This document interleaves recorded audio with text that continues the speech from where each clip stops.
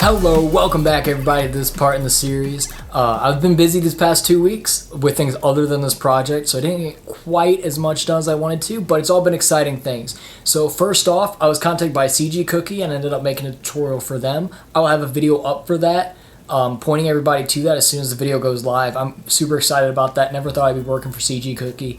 They were a big part of my learning blender, so it's awesome that somebody like that contacted me and I was able to do something with them, and I actually might be working with them more in the future, which is cool. I also started my job back up at the school, which has been really fun. The kids have been coming up with names and stuff like that. I've been asking them. I have a list of names that they come up with. Some of them really fun. I might put them in this video. I might get a few more and put them in the next video. I want to get the name down before I start theming it, so that way the theme can kind of reflect the name a bit. But anyways, yeah, the downside of the job though is that, like, even though I love my job working at the school, the downside is that I usually come home really tired every day. I mean, you can probably hear my voice right now. I'm pretty tired. But yeah, I have been getting a decent amount of progress done on the project. The main thing I've got done in this video, and that's something I'm going to cover, is that I got most of the art brushes implemented, so that's pretty cool. You'll see those. I'm going to go into the algorithms a little bit about like how I implemented them.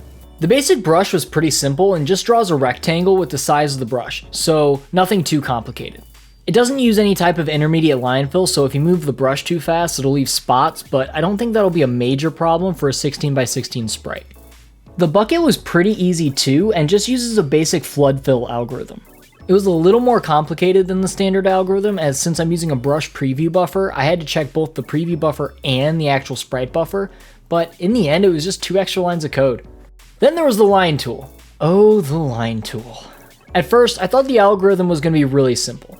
Calculate the slope, and then for each cell in the x direction, add the slope and round it to the nearest integer. Easy, right? Then I realized this wouldn't work for lines with a really steep slope, as it would probably just end up skipping cells.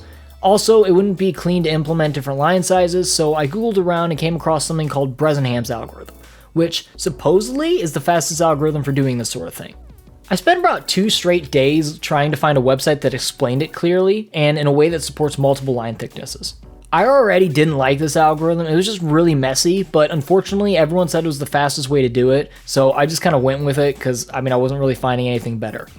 I finally found a website that explained it clearly and how it worked, but the thing is, it also explained why it was the fastest. Apparently, it's the fastest because it only does integer calculations, which is faster than float calculations, so faster than decimals. This is great in a language like C++, where you can specify something as an int or float, but in JavaScript, it doesn't matter because everything is basically a float anyways.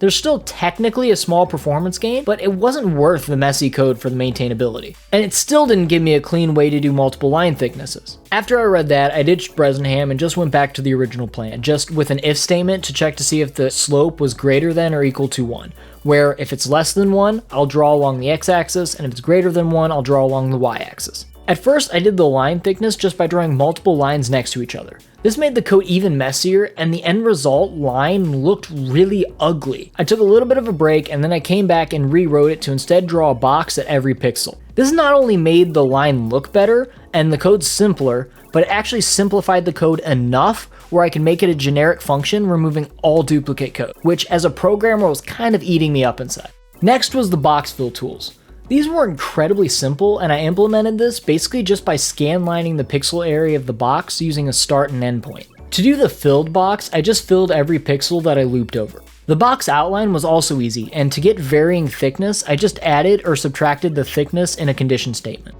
Basically the way that works is we start at the left boundary and iterate line by line left to right, sort of like reading a book. And we do that throughout the entire rectangle.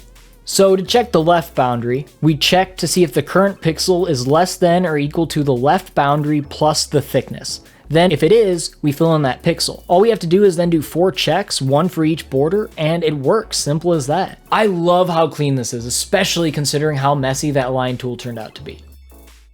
So a lot of this vlog series is going to be centered around code, and something I've been kind of debating with myself over is how much code I should show. And so let me know in the comments down below what you want to see. Do you want to see more code breakdowns? Do you want to see more code time lapses? Or do you just like to see in the results? let me know down in the comments below, because I'm curious. There aren't many vlog series like this on YouTube that I can kind of reference and base this off of. So I'm really curious to hear your input on this. I have a list of names that I've been playing around with. Some of them are mine, and some of them were suggested by kids at my work. The names are Blocky, Bloxy, Phase, Test Tube, Popsicle, Strawberry, Starfruit, and Melon. I googled around a bit and found a game called Bloxy, so I'm not sure it would be a good idea to use that name. And while I do really like the name Phase Editor, it sounds a bit too serious, and I'm also worried it's too similar to the Phaser JavaScript game engine. Also, I like the name Strawberry, and that was one of the ones I came up with when I started thinking of fruit, but it kind of suggests a red color scheme, which I don't want to do a red color scheme. The ones I'm really liking are Test Tube, Popsicle, and Starfruit. Popsicle, I was thinking kind of like a blue and white color scheme, and Starfruit was like green, obviously with like a Starfruit logo. All of them have pretty cool logos, but surprisingly, the one I'm really leaning towards is Test Tube. I like it. That was also suggested by a kid at my work. And I also have some ideas for logos and color schemes with that. Maybe like gray and green. I don't know. I'll mess around with a bunch of different color schemes when I get to the theming part. So that brings us to the end of another stretch. Now that my schedule's a little steadier, I'm hoping that the next video will see me finishing up the art editor. As always, be sure to like and subscribe. If you would like to help support me, this channel, and this project, you'll find links to all that down in the description below. And as always, I'll see you next time.